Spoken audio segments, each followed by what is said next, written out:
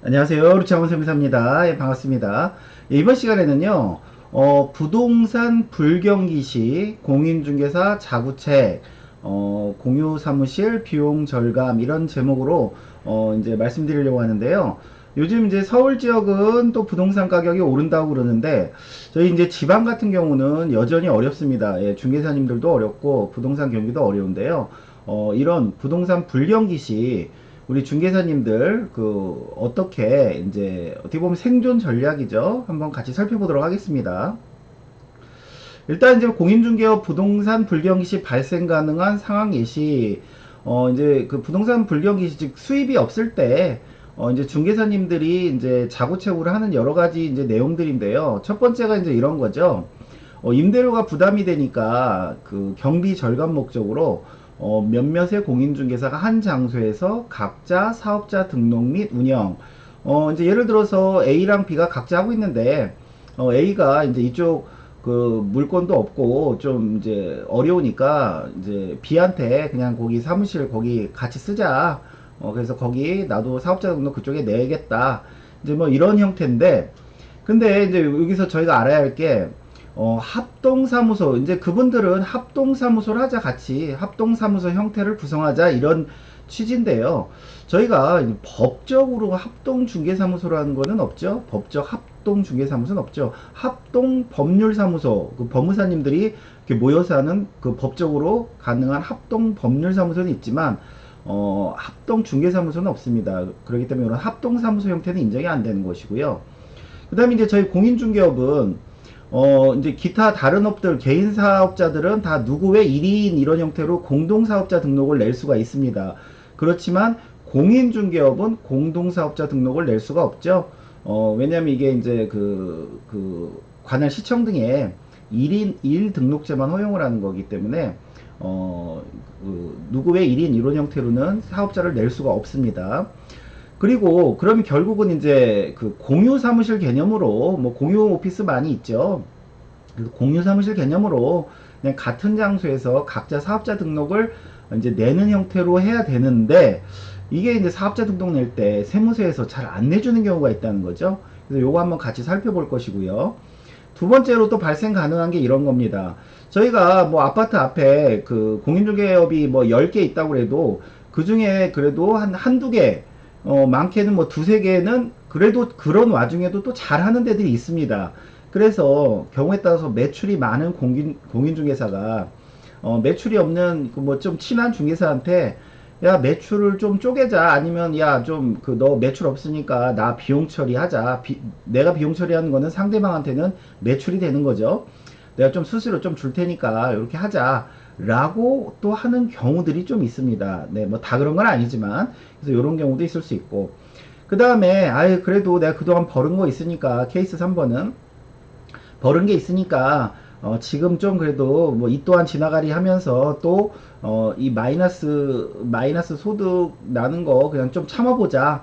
그런데 내가 만약에 다른 사업 소득 또는 뭐 임대 소득, 아니면 또는 잠깐 뭐 근로한 근로소득, 아니면 기타 뭐 이런 이자 배당 그 원천징수 안 되는 그런 어떤 소득들이 있을 때, 종합과세 되는 이런 소득들이 있을 때는요, 이 중개업에서 발생하는 마이너스 소득을 요 플러스 소득과 또 상계 처리할 수도 있습니다.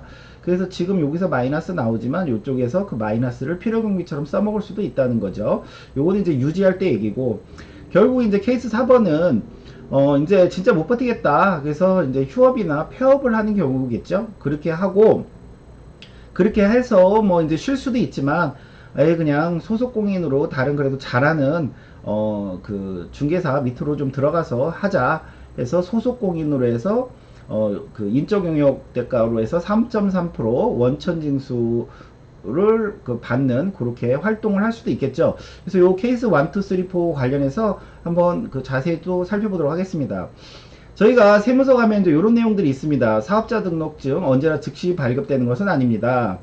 보통은 이제 개인 사업자는 웬만하면 가면 그 서류를 다 구비해 오시면 바로바로 내줍니다. 내주긴 하는데, 간혹 가다가 접수만 받고 현지 확인 대상으로 돌리는 것들이 있습니다. 그래서 이런 것들은 이제 7일 이내에 발급해 주겠다라고 이제 이렇게 그 업무 처리 지침에 있는데, 그러면 이제 현지 확인, 후에 발급하는 경우들은 어떤 경우들이냐 할 때 여기 뭐 쭉 여러 가지가 있는데, 이제 저희와 관련이 있는 거 보면, 전대자와 임대차 계약을 체결하여 등록하는 경우, 또는 동일 장소에 여러 개의 사업자 등록을 신청하는 경우, 또는 동일 장소에 일반 사업자로 업태 상호가 같거나 유사한 기존 사업자나 휴폐업자가 있는 경우, 이런 식으로 요런 것들은 이제 그 바로 안 내주고 현지 확인을 해준다는 거죠.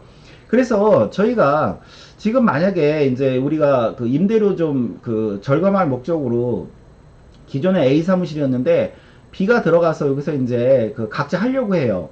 근데 이제 사무실 자체가 그 입구로 들어가면 그냥 이렇게 그 안에 어떤 구획도 없이 이렇게 된다란 말이죠. 이러면요, 이렇게 사업자 등록을 내려가면 이런 경우들은 사업자 등록을 안 내주고 현지 확인 대상이고요. 현지 확인 가서도 이거 사업자 안 내줍니다. 이런 경우는 여기 뭐 어떤 구획도 없고 지금 어떻게 보면 A와 B가 그냥 한 장소에서 그냥 같이 있는 거거든요. 그냥 책상만 이렇게 있는데 이런 경우는 사업자 등록을 안 내준다고 보시면 됩니다. 그러면 나 같은 사무실에 있는데 내준 경우 있는데 라고 하시는 분들도 있을 텐데요. 그런 경우는 대개 이제 이런 경우겠죠. 이제 당연히 뭐 전대차 계약서는 당연히 있을 것이고요. 일단은 출입구가 그 A와 B가 일단은 각자 출입구가 있어야 되고요. 그 다음에 물리적으로 이렇게 구획이 좀 나눠져 있어야 됩니다. 구획이 나눠져 있어야 되고요. 그 다음에 구획이 나눠져 있다는 것은 이제 독립적인 영업 활동이 가능하다는 내용이겠죠. 이런 경우는 사업자를 각자 새로 사업자를 내주게 되어 있습니다. 그래서 이렇게 예를 들어서 첫 번째처럼 들어가서 여기 이제 홀처럼 돼 있고 각자 방이 있다. 예를 들어서 그러면 여기다가 사업자를 낼 수가 있을 것이고, 그 다음에 그 여기처럼 이제 그 공간이 나눠져 있다. 이렇게 구획이 되어 있다.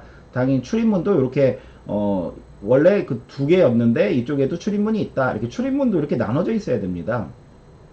그래서 이렇게 나눠져 있는 경우, 마찬가지로 이렇게 나눠져 있는 경우, 아니면 들어갔지만 별도로 이제 그 자기만의 B만의 공간이 따로 있거나, 이런 경우들은요, 경우에 따라서 이런 경우는 이제 사업자를 내줍니다. 내주는데, 그 저희가 이런 경우 사업자 낼 때 뭐 전대차 계약서 당연히 들어가야 되겠죠. 그 건물주 동의가 있는.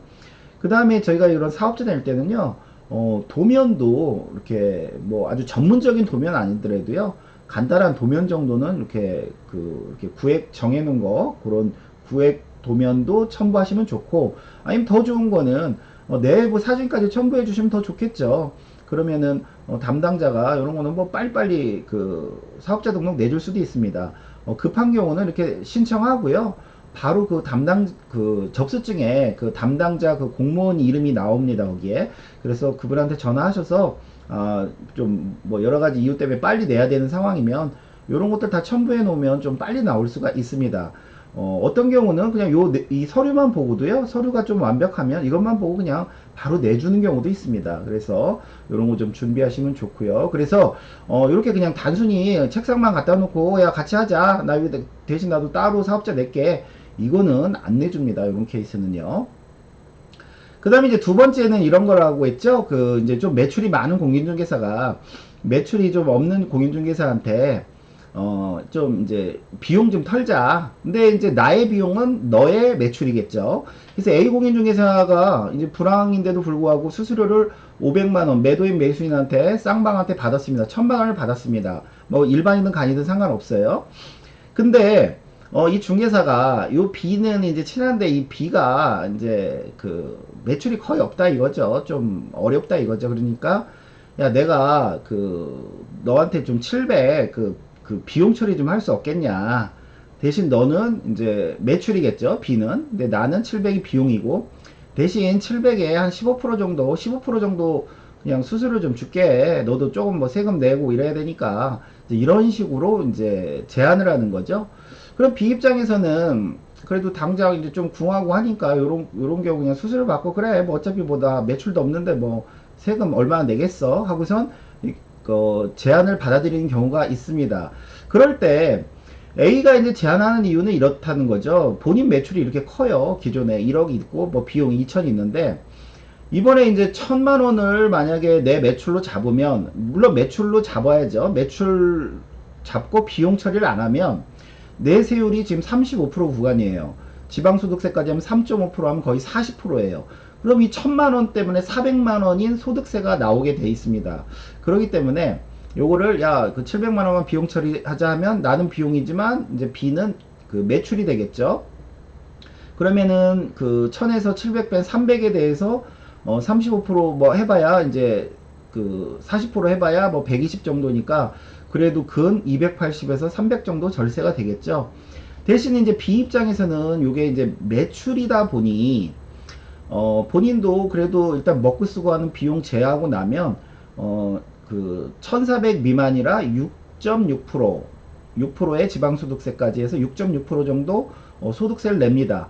이랬을 때 그 B가 지금 수수료를 15% 받았는데 요거 한번 B가 내는 세금이랑 한번 비교를 해보자면 이렇죠. 근데 저희가 이제 여기서 하나 또 짚고 넘어가야 할 거는 그러면 이제 A가 이거는 꼭 이제 요 케이스가 아니라도 두 중개사 간에 그 같이 뭐 동업을 했다라고 할 때 700을 줄 때요. 원칙은 사업자가 있고 사업자가 있으면 이거에 대해서 세금 계산서나 아니면은 뭐 간이과세자일 수도 있으니까 지출 증빙용 현금 영수증 이런 것들을 거래를 하셔야 됩니다. 이런 걸 거래해야 되는데 만약에 그 700을 주고 B가 그 원칙이 이제 현금 영수증을 발행해야 되겠죠. 뭐 간이라서 세금이 나서 발행이 안 된다고 하면 그러면 이제 현금 영수증을 발행합니다. 그렇게 일단 증빙을 하는 경우가 일단 원칙이고 근데 이제 실무에서는 또 이제 이렇게들 많이 한다는 거죠. 그냥 700 줄 때 그 3.3% 띄고 원천징수하고 끝나는 경우가 있죠. 그래서 23만 1000원 떼고 이제 주는 고 신고하는 형태로 이런 식으로 이제 그 원천징수로도 신고를 하죠. 그러면 이제 B 입장에서입니다. B 입장에서 만약에 저희가 이제 원칙대로 지출증빙형 현금영수증으로 만약에 거래를 했다라고 하면 B가 만약에 일반과세자라면 이 700에 대해서 부가세 10%가 들어가 있으니까 여기 63만 6천원은 부가세 간이과세자는 4% 내죠. 47에 28만원 부가세 그 다음에 소득세는 이 700에 대해서 이제 비용은 어차피 내 비용이니까 이 700에 따른 내 소득세 부담액은 6.6% 그래서 46만 2천원이죠. 그래서 나는 지금 수수료로 A한테 105만원 받았는데 일반과세자라고 하면요 되레 마이너스입니다. 마이너스. 큰일 나죠 이런 경우. 되레 손해죠. 당장 105만원 그거에 혹해가지고 했다가는 난 손해라는 거죠. 그럼 간이과세자 B가 간이과세자면 어떻게 되냐. 간이과세자면은 요 28만원과 46만원에서 뭐 30만원 정도 이득인 거죠. 결국 세금 빼고 30만원 이득이거나 아니면 난 간이과세자라 4,800 미만이라 부가세 안 내 라고 하면 58만원 8천원 뭐 이득이겠죠. 이렇게 할 수 있고 아니면 이제 원천징수를 했습니다. 그냥 실무식으로 원칙으로 해야 되는데 근데 원천징수로 하게 되면은 이거 부가세는 없습니다. 그렇기 때문에 이게 사실은 그 요렇게 하시면 안 된다는 거죠. 이 두 사업자 간의 거래이기 때문에 부가세가 있어야 되는데 원천징수라면 부가세가 없게 되죠. 그렇기 때문에 부가세는 없고 소득세는 아까처럼 그 6.6%에서 46만 2천원이고 그렇다라면 일반이나 간이나 그 부가세는 없고 소득세만 빼면 한 58만 8천원 좀 남는 거겠죠. 비공인중개사 입장에서. 그래서 이게 이제 세무적으로는 좀 불법이긴 한데 이제 실무적으로 어렵다 보니까 이런 경우들도 왕왕 있는 것 같습니다. 그 다음에 이제 세 번째는 이거죠. 내가 그래도 공인중개업 이거 휴업 폐업하느니 그래도 어렵지만 한번 근근히 한번 버텨보자 라고 하는 분들인데요. 근데 이제 그런 분들 입장에서는 이제 매출이 없어요. 아니면 그 매출이 적어서 그래도 나가는 돈들은 있잖아요. 임대료 나갈 것이고 그 다음에 이 공인중개사 사무실을 유지 관리하는데 들어가는 돈이 있어요. 이게 봤더니 월 200이에요. 그래서 2,400이 나가고 있어요. 매출은 하나도 없는데 그러면 1년 하면은 마이너스 2,400 그 손해란 말이죠. 그렇지만 만약에 내가 다른 소득이 있다. 다른 사업 소득이 있다. 나 뭐 편의점 하나 하고 있다. 아니면 뭐 조만한 임대하고 있다. 아니면 그 어디서 근로 조금 받는 거 있다. 아니면 뭐 연금 기타 이자 배당 소득 있다.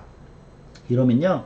요 마이너스 2,400을 필요경비처럼 이쪽에서 써먹을 수가 있다는 거죠. 그래서 내가 만약에 다른 그 뭐 임대소득에서 뭐 세율이 15%만큼 세금을 내고 있다 그러면 요거의 15%만큼은 그 세금에서 빠지는 거죠. 그래서 요거 필요용비로 써먹을 수 있다. 이제 요런 내용이고요. 그 다음에 난 다른 소득 없는데요 라고 하면 비록 지금은 마이너스 2400이지만 꼭 이게 매년 뭐 마이너스라고 그 보장은 없으니까 내년도에 이익이 난다면 역시나 2월 결손금으로 요거는 또 그 경비처럼 써먹을 수가 있습니다. 이러기 위해서는 그래도 장부 정리는 꼭 하셔야 되겠죠. 그래서 나는 휴폐업을 안 하고 계속 그냥 유지할 거다 라고 하면 이런 것들도 있을 수 있다. 그 다음에 이제 아유 나 이제 소공으로 들어가야겠다 라고 하면 아까 마찬가지로 지금 이제 A 공인중개사 밑으로 내가 이제 소속으로 들어갔어요. 그러면은 이제 그 A가 이제 나한테 지급하는 것에 대해서 이제 원천징수를 하는 겁니다. 이때는 나는 이제 사업자가 아니기 때문에 이때는 이제 원천징수 해야 되겠죠. 그래서 3.3% 원천징수하고 주는 건데요. 제가 그 서두에 공인중개사는 공동사업을 할 수 없다고 그랬잖아요. 그렇지만 이렇게 소속공인으로 들어가서 3.3% 원천징수를 하게 되는 게 이게 사실상 공동사업을 하는 거나 똑같습니다. 예, 똑같은 개념이에요. 그렇기 때문에 왜냐면은 나는 물론 매출은 내 매출이지만 이 매출에서 이만큼 700은 얘한테 뚝 떠서 주는 거기 때문에 나는 300, 그 다음에 얘는 700 이렇게 쪼개는 개념이겠죠.